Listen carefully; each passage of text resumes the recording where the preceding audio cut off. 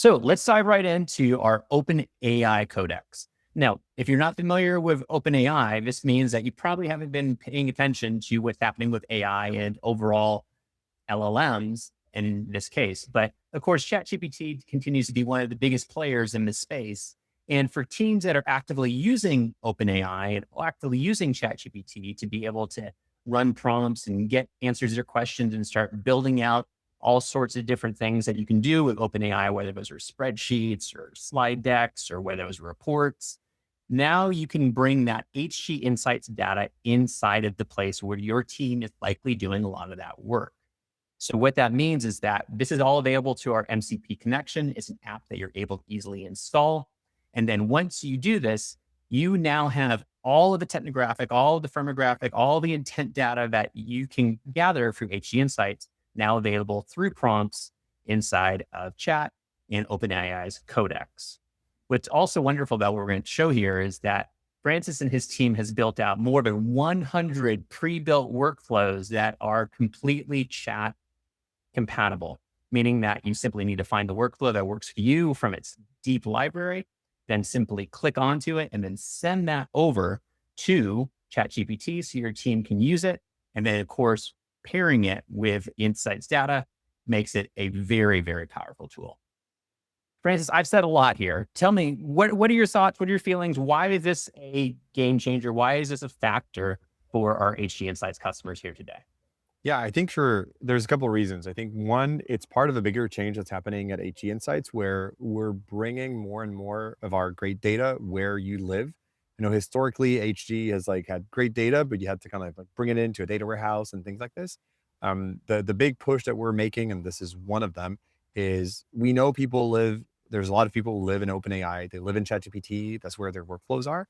But the problem is ChatGPT isn't that smart. It doesn't know about companies, and that's where our data comes into play. So really making your workflow smarter without forcing you to go anywhere else is a big change that we're making at HG. And this is one of the big pillars, bringing and enabling the data to live in your ecosystem. So I think that's one that's really exciting because it means that as a RevOps, as a sales leader, you can actually give the value of HG's data directly into the hands of your reps without needing to build anything complicated. Just you sign up for an account, allow your reps to go in and be added to the account.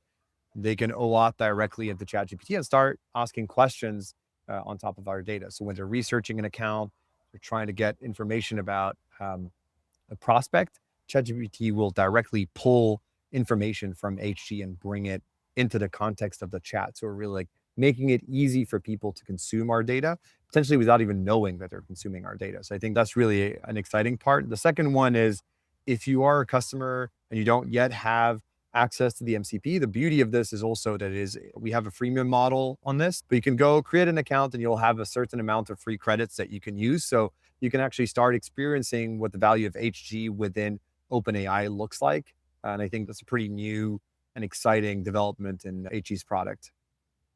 I think you said it perfectly. Let's get into this because I think you touched on a few things that indicate how easy it is to use. So I think let's show people actually, Francis, how easy it is to use it. So what I'm going to be doing here is I'm going over to, this is OpenAI's Codex.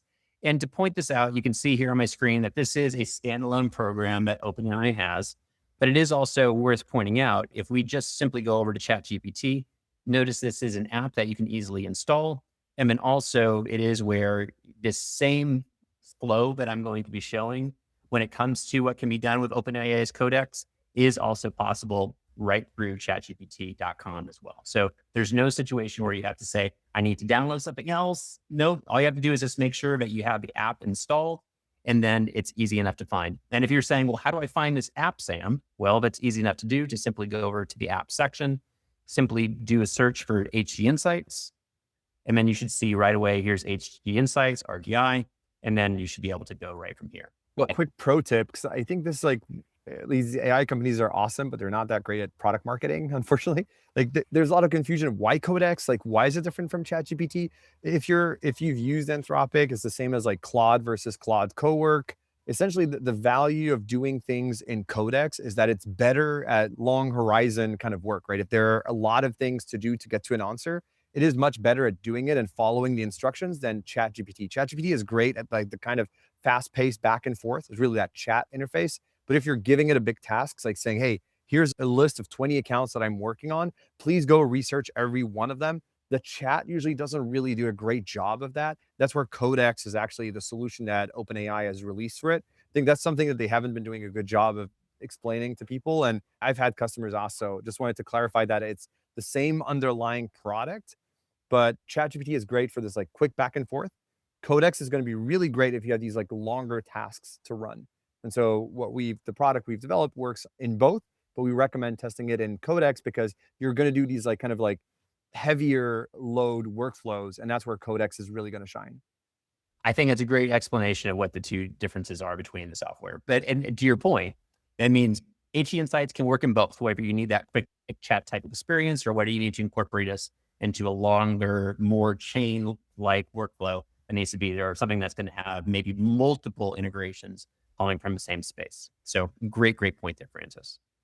So what you can also see here is that when you're going into OpenAI's Codex and you're saying, I want to include HG Insights, all you have to do at that point is simply choose the add option. And then within the plugins, you can see there is the HG Insights already installed in this situation.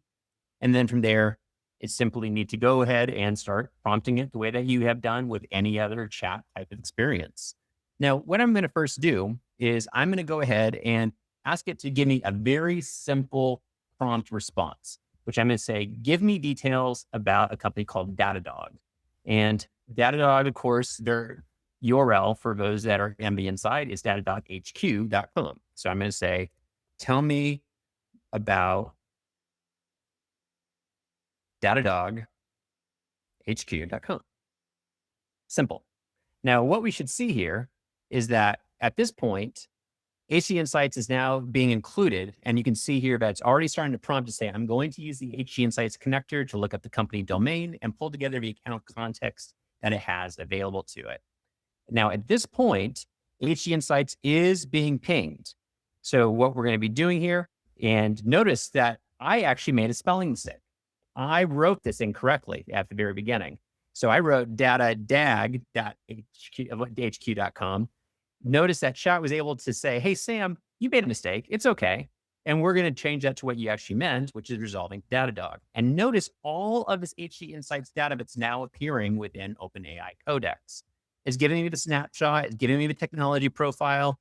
It's giving me the spend signals. All of this is very easy to be able to copy. But then also notice it's pulling this through into this panel that's allowing for me to see a lot of this detail in this tabbed format. I can see their tech stack right from here. I can see the IT spend. I can see the intent data, but any contract data, any types of signals, all of this is available right within chat. Now, if I were to come through and say, okay, what did this provide that maybe ChatGPT couldn't do in the situations here? I'm going to ask it. I'm going to say, what did you give me that is only available through the HG Insights connector you used? And what it's going to do is it's going to essentially point out that there are some things that we were able to pull that just aren't part of public data, things that ChatGPT can't pull by itself. So it is pointing out here, hey, Sam, you did make a spelling mistake. The failed lookup was able to be resolved. That is something that it was only able to do properly because of HG Insights being there. But then also you can see here the firmographics, the IT spend, the detected technographics, the intent signal, the contract intelligence, the operating signals, and the generative AI maturity labels. All of this are things that now your team could benefit from by using what is available. And as you saw, I did a very basic, not even the best prompt possible to get the results that I got. Now, Francis, as I'm pulling up the next screen, tell me, what do you think about what we just demonstrated? Yeah, I love it. I think it shows the simplicity. And one of the things that we've learned from getting teams to roll this out to their sellers, the biggest difference is really the conversational aspect. I know it seems a bit silly, but the ability for a rep to get this view that you're sharing and then be able to ask, to dive into it of like, oh, cool, I get this, but like, can we dive into their SIEM stack? Or could we go deeper into like how widespread is the adoption of Cisco and like what are the locations that are using Cisco versus this competitor?